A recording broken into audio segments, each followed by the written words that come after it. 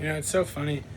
I feel like a personal duty to defend self-development, personal development.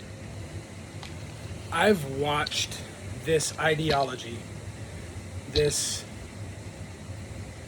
implementation completely transform me as a person, people that have actually followed the steps in developing as an individual. And I've seen it open up so many doors in life. And I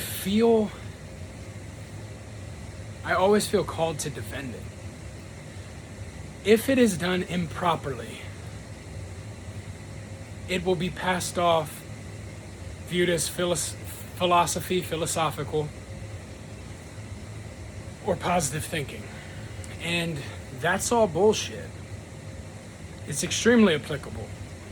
It'll transform your everything because it transforms you. And everything you do is a byproduct of you.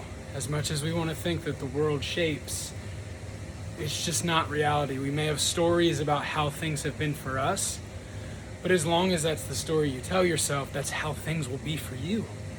It's how it is. But it gets mixed in with this positive thinking, with this affirm yourself, with this you always were, you just have to remember. And these are all beautiful messages, but they're messages given by people in the past that went on a journey that involved a lifetime of pursuit in developing and becoming, and then they got to what seems like a mountaintop to most and then shouted down, "This is the view." But we hear the view in a statement, in a phrase. You just have to remember who you are. You've always been. You just have to realize that you are. And it's just like, you don't understand that that message comes from 45 plus years of developing to see the view that that message is. And so to just hop on and try to shout affirmations in this void, it's just goofy. And typically the people that are doing that are also the people that then, when they fall like a normal person and have a depressive or an anxious state, they say, well, hey, you gotta give me grace. And those individuals never earned grace from themselves. Grace is earned. It's for us. It is already on your shoulders. You have it. It's through you. It is you. But we have so many predispositions, narratives, beliefs surrounding why that's not true. And you have to dismantle and rid of those before you can actually accept that it is true. And that's what the developing is. It's something where it's similar to faith and religion.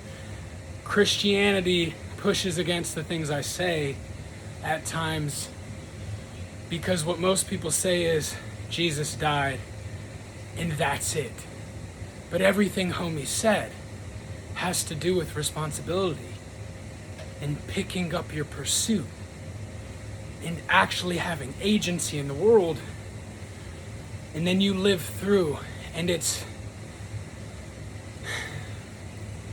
so complicated to explain because you have to experience it.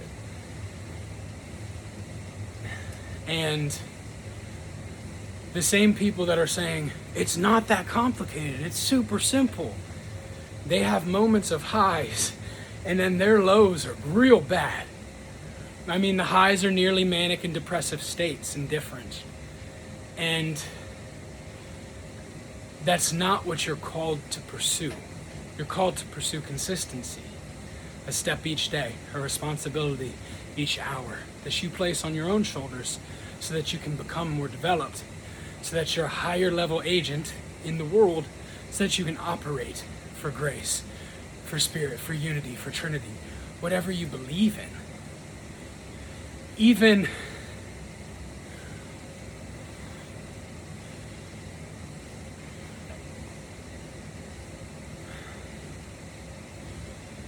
all of the religions, all of the mythological speech, everything that's predisposed to us, everything that presumes us,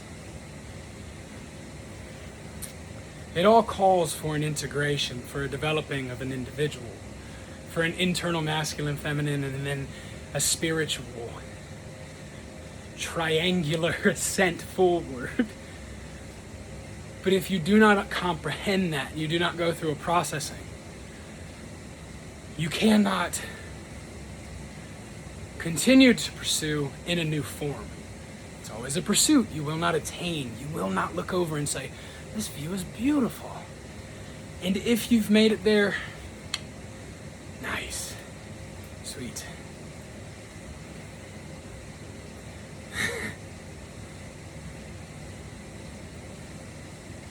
Is that really where you want to be? If you made it there. I don't believe in enlightenment. I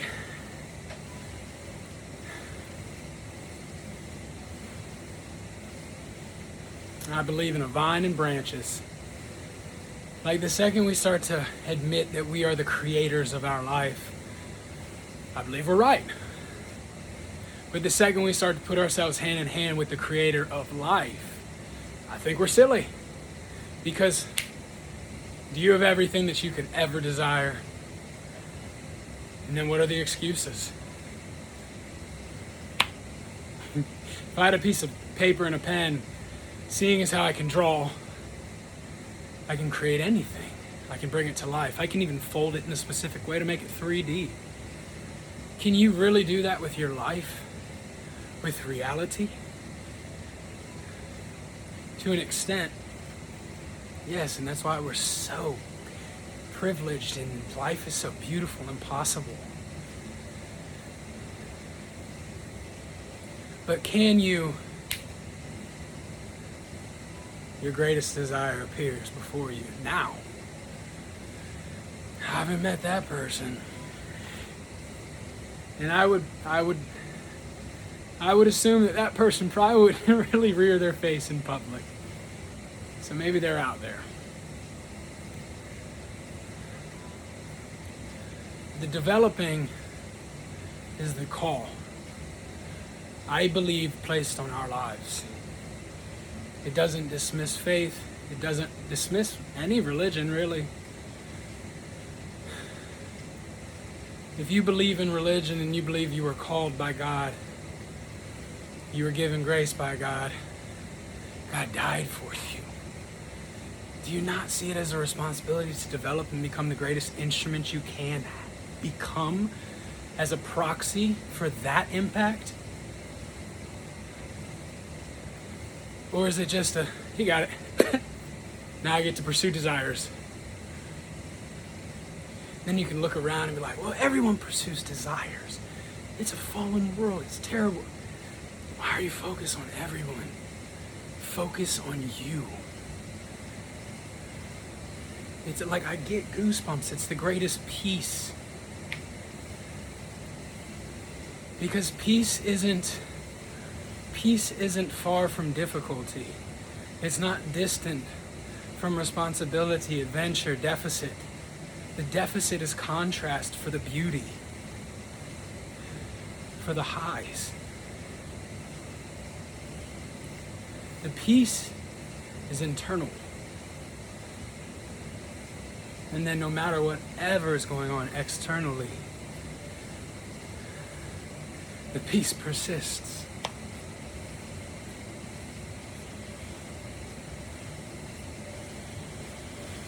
You know,